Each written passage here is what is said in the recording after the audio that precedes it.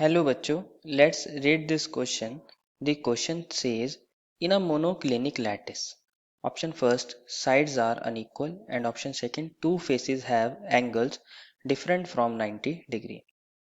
Which of these facts is or are correct? Option A only first, option B only second, and option C both first and second, and option D is none of these. बच्चों यहाँ हमें दो statement दी गई हैं और हमें बताना है कि इनमें से कौन सी करेक्ट होगी या फिर ये दोनों करेक्ट हो सकती हैं। तो फर्स्ट ऑफ ऑल बात करते हैं इस क्वेश्चन में हमारे की कंसेप्ट के बारे में। की कंसेप्ट क्या होगा बच्चों, हमें पता करना है कि साइड्स कैसी होती हैं और फेसेस के अंदर एंगल्स कैसा होता है मोनोक्लिनिक लैटिस के बारे में।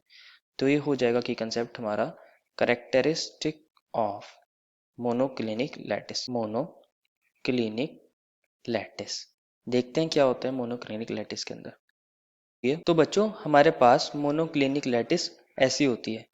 अगर हमारे पास ये वाली एज लेंथ ए है, ये वाली एज बी है और ये वाली एज क्या है सी है, तो और बी और सी के बीच का एंगल कौन होता है बच्चों, हमारा अल्फा होता है।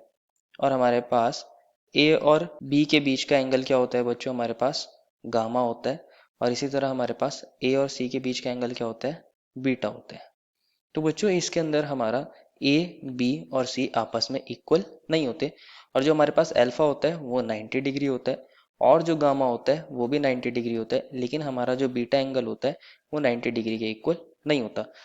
तो हमारे पास स्टेटमेंट फर्स्ट में कहा है कि साइड्स अनइक्वल हैं, ये वाली बात बिल्कुल सही है, ए बी और सी आपस में इक्वल नहीं है। और स्टेटमेंट सेकंड में कहा है कि two faces have angles different from 90 degree. बच्चों स्टेटमेंट सेकंड 90 डिग्री से अलग होंगे। तो बच्चों स्टेटमेंट सेकंड गलत है, क्योंकि हमारे पास दो फेसेस के अंदर एंगल्स 90 डिग्री के इक्वल है। एक फेस ऐसा है जिसके अंदर 90 डिग्री का एंगल नहीं आ रहा है, that is angle number beta which is not equals to 90 degree. तो हमारी स्टेटमेंट सेकंड गलत हो जाएगी। Therefore our final answer is option number A only first. I hope you understood it well and best of luck.